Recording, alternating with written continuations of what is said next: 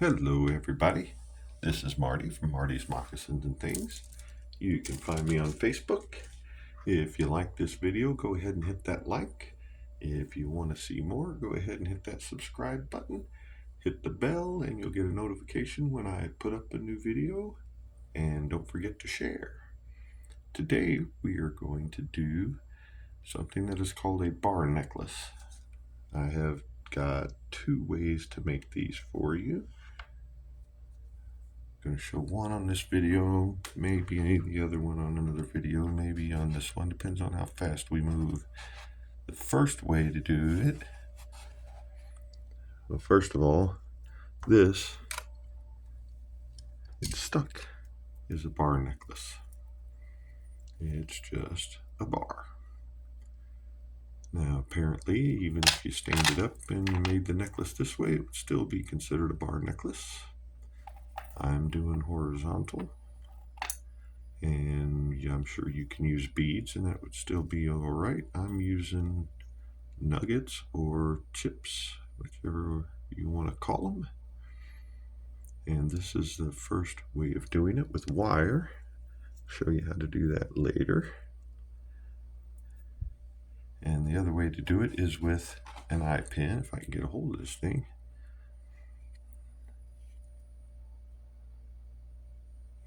So I have a 3-inch eye pin. I'm making my bar necklace out of tiger's eye nuggets. I've already gone and picked out the ones I want to use. The reason that I have two different ways of doing this is because I was looking for 3-inch gold at my local store, and which is 45 minutes away, and they didn't have any, and I'm like, oh bummer, all they've got is silver. But I've got silver, and I came home and no, I don't have silver, but I did have gold. So there we go. So trick with eye hooks, or eye pins. With this type of necklace, you're going to want your loops to be almost an exact match, as close as you can possibly get it. And the only way to do that is to measure it out, right? So if you stick your round nose pliers in there and you flip it over, you can mark it with a Sharpie, and that will tell you where to do your loop when you get to the other end. And gee, how much wire does that take? Well, I sacrificed a mangled up eye pin and I flattened out the eye, and now I have a gauge so I can tell exactly how much I need. When I'm done, I'll know exactly how much to cut off to make a loop pretty much the same size.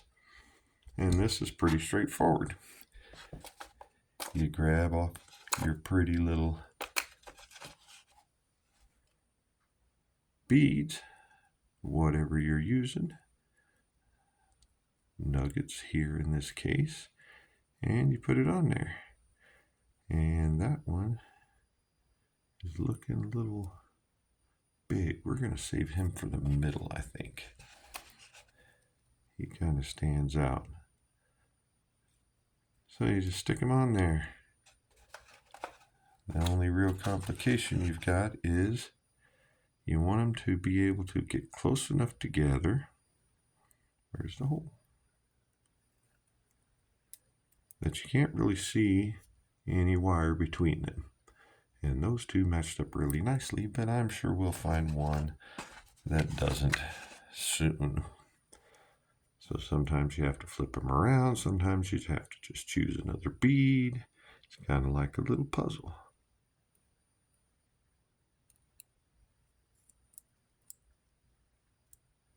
That one's kind of big too. We'll put the two big ones that are sticking out on, put them on the end. Like I said, you just pull it off and you grab another one. See, those come together fairly decently. We're getting close to the middle. Let's use these two now.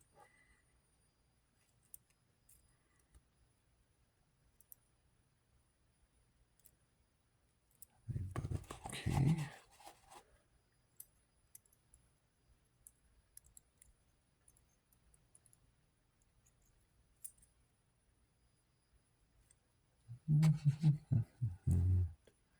Now a couple of smaller ones. We're getting close. Let's do one more. Okay, that one went into the abyss. So let's do one more. This one's going to be kind of a chunky one. And then you just take whatever you're using to measure, and you check and see how much you've got. See, I've got more than 1.5 inches there, so that's not what I want. So let's see what we got here. That's pretty close. I need a sliver. So you just go in here and pick one, throw it on there. See, that one's really flat, but it'll finish it off nicely if I can get it to go through the hole.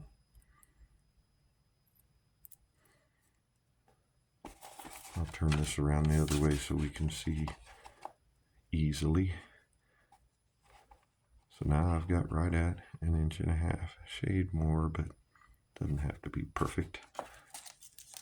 I doubt anybody's going to be taking out a measuring tape. The size I put on you just bend it over. The size I put on my price tag will be the length of the chain anyway. You take your little guide, put it on here, and we know how much we need to cut off.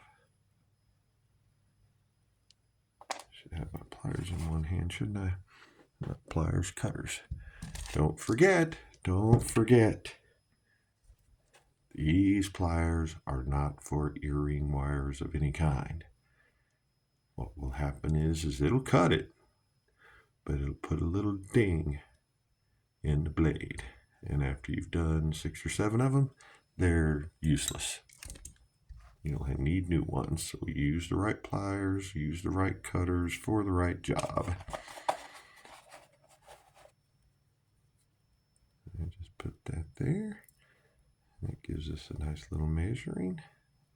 You can lay it on a table and it'll be a lot easier. That's what I did the first one when I was figuring all this out. And you just cut it to the length you need it. All right, I'm going to have to lay it down anyway.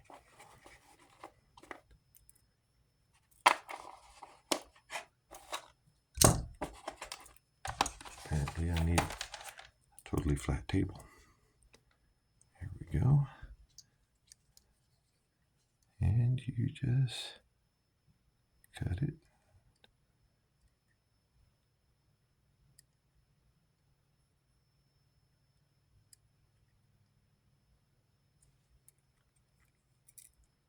Hold on to your scrappy piece, because it'll go shooting across the way. Double check. That's pretty close.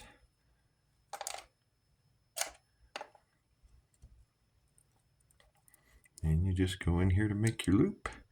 You go to the very end, match it up with your lines, and make your loop. Make sure it's closed all the way. Then you might have to twist it a little because you want your loops to be facing the same way. A little bit more, I think. There we go. And there's your par necklace. Just a cute little necklace. I'm using 1.5 inches because that is my choice. I found that was not too small, not too large. Looked like it was size proportionate with my wife. I've seen some 2 inches long. I've seen some 3 inches long. I've seen some 1 inch long. So here's my chain of choice. Gold chain. The last one I had didn't have this added piece on there, which is interesting that this one does. I'll just take that off of there because I'm not going to be using that on this project, but I'll probably use it on a different one. Always hang on to these cute little pieces. You never know when you're like, ooh, you know what I need? And there it is. All right, so I want this one to be 18 inches long. This little handy dandy guy right here, flexible tape, is very handy because it rolls up nice, lays out nice. Grab my hook end, lobster claw, put it over here, put it over here, and 18 inches is right there. You have to make sure if you're going to do this type of thing that you find a chain that does not have welded links. And then you just open it up like an eye hook, like a jump ring. My finger's not cooperating. And now I have this piece that can go to a different project. And hook it back on there like so. Close it up. I may have gotten off camera there. I don't know because I wasn't paying attention. This little stuff that I do, where I tend to wander off camera, that's because I'm looking under the camera instead of through the camera. And then what you want to do, says that's 18 inches long. But you don't want the lobster claw to come over and hook to the other end of your necklace. So you're wanting to find 18 is 9. You want to find 9 inches.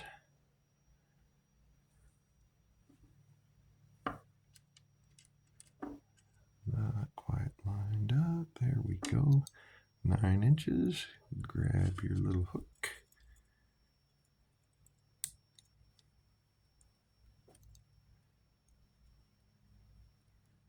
Find where it comes apart.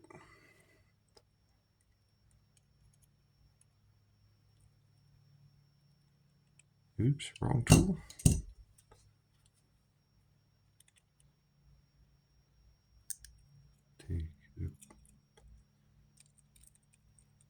Take it apart. Take it apart. Hook the other end of your necklace to that one.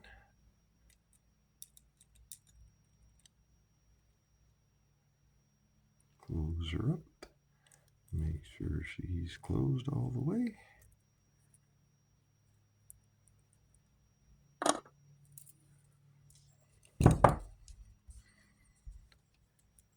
And there you have it, a bar necklace.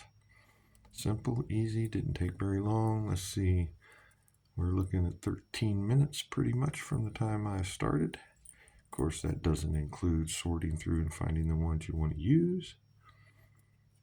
But there you go, it just hangs like that.